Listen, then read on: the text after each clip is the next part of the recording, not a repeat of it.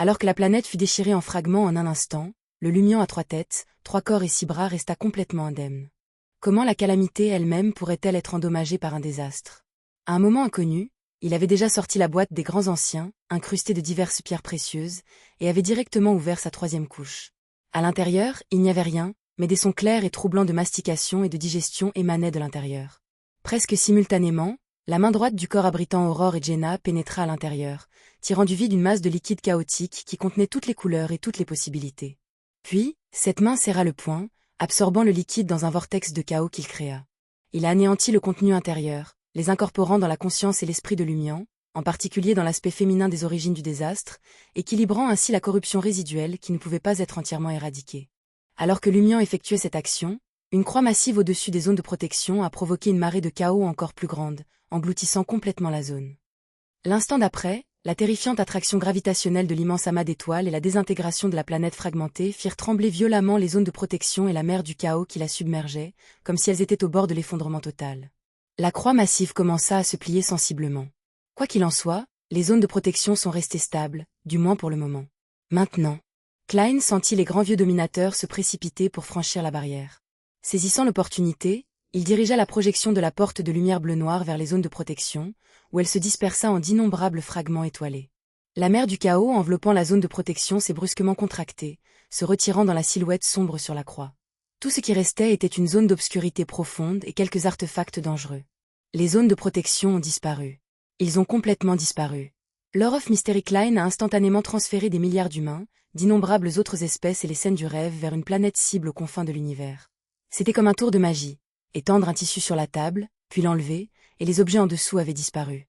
Dans la zone de protection, toujours fonctionnelle mais à seulement 5 minutes de la fin, la magicienne Fort, debout chez elle à Backlund, s'est soudainement figée un instant. Elle dit Axio, Franca, Anthony et Ludwig. Je n'ai plus besoin de vous transférer. Nous avons déjà atteint notre destination. Tout le monde l'a fait. Franca était abasourdie. Elle avait pensé qu'elle aurait encore une dernière chance de prendre une décision.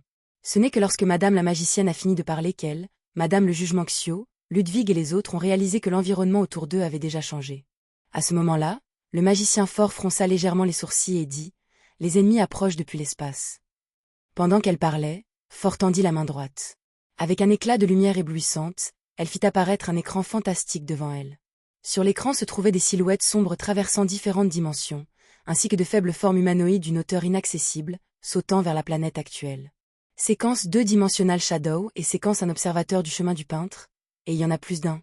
Ont-ils découvert le transfert des zones de protection par Monsieur Fou et vu à travers la tromperie, localisant cette planète depuis une dimension supérieure et envoyant leur bienheureux? Alors que la conscience de Madame la magicienne Fort résonnait, les personnages ne descendaient cependant pas directement dans la dimension actuelle.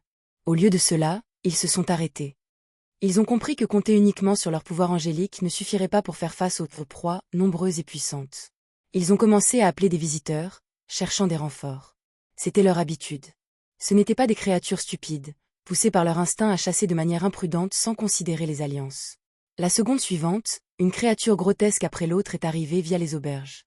Certaines étaient des femmes aux yeux fermés, tissant l'étoile du destin, d'autres brandissaient des dagues argentées illusoires qui semblaient capables de couper les fils du destin et de couper les branches de la rivière du destin. Certains appartenaient à des espèces différentes, paraissant humanoïdes ou bizarres. Tous avaient 3 têtes et 6 bras, avec des expressions allant de la méchanceté et de la rage à un engourdissement douloureux, une sérénité compatissante ou un vide incomplet.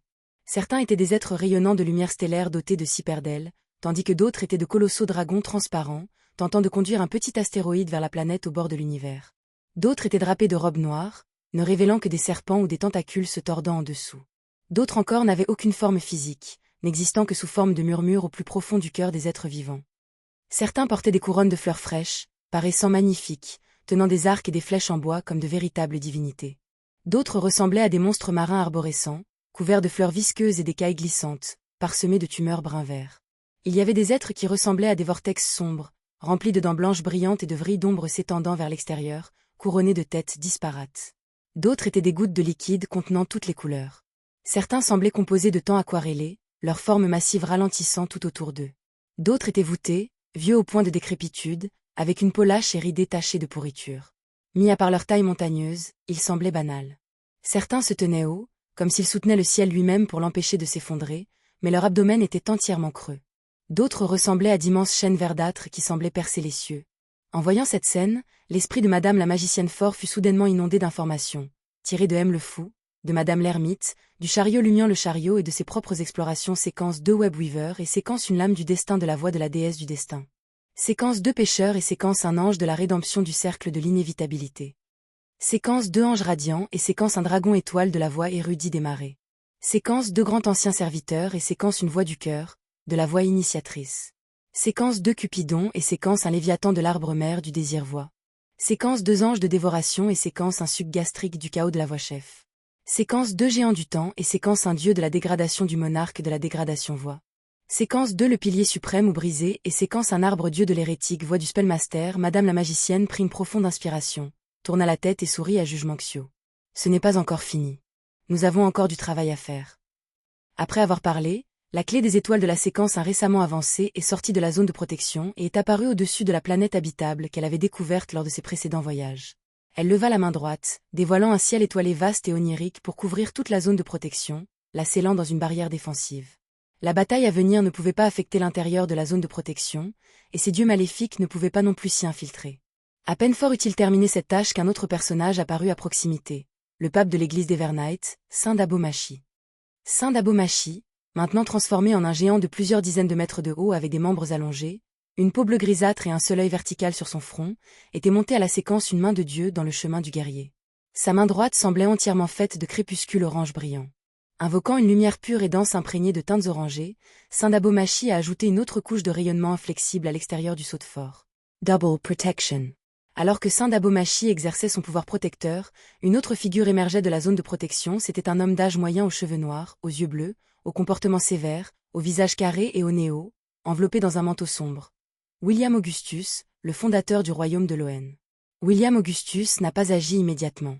Il leva la tête pour observer le bras de fer entre le désordre et l'équilibre, l'évolution de l'ordre du champ de bataille et la formation des forces ennemies, calculant soigneusement les règles et les structures qu'il imposerait. De telles décisions ne pouvaient permettre d'erreur. Si des situations telles que « le mystère s'affaiblit ici », tandis que la réalité devient plus forte, étaient imposées et que l'ennemi déployait quelque chose semblable aux navires utilisés dans le rituel de prière en mer, ces mêmes règles pourraient finir par limiter les anges de leur propre camp. Le magicien Fort, sur le point de parler à Sainte Dabomachi et à Guillaume Auguste, vit Xio et Franca apparaître à côté d'elle. Rencontrant son regard, le jugement Xio dit calmement. Pour moi, établir et maintenir l'ordre est fondamentalement une question de protection. Fort a souri mais n'a rien dit. Au lieu de cela, elle se tourna vers Franca. Franca s'éclaircit la gorge et répondit solennellement. Je ne suis pas du genre à me cacher derrière les autres. Dans un moment comme celui-ci, chaque force compte. Chaque parcelle de lumière aide. Compte tenu de sa personnalité, comment aurait-elle pu ne pas fantasmer sur le fait d'être une sauveuse, du genre à signer des accords de non-divulgation et à rester méconnue après coup? Madame la magicienne Harry. Même si vous n'étiez pas venue, je vous aurais convoqué. Puis, à travers le sceau et les barrières, elle s'adressa à Anthony dans la zone de protection. Votre travail consiste à apaiser et à maintenir la stabilité. Anthony hésita brièvement avant se tournant vers Ludwig et disant « Je m'occuperai de la région de Trêve ». Sans attendre de réponse, il entra dans la mer du subconscient collectif. Son expression était lourde, mais teintée de joie. Comme c'est merveilleux, cette fois, je peux apaiser l'arrière des anges. À l'époque, c'était peut-être naïf et risible, mais je n'ai pas rejoint l'armée pour la richesse ou le statut. Pour protéger mon pays et son peuple. Ludwig n'a pas suivi Anthony ni quitté immédiatement la zone de protection. Au lieu de cela, il tenait maintenant une boîte à bijoux incrustée d'innombrables pierres précieuses et une goutte se tordant de liquide chaotique. De la moitié de l'univers, Lumian lui avait lancé la boîte des grands anciens. Regardant les deux objets, l'expression de Ludwig fluctua. Après quelques secondes, il serra les dents et avala le chaotique. Liquide.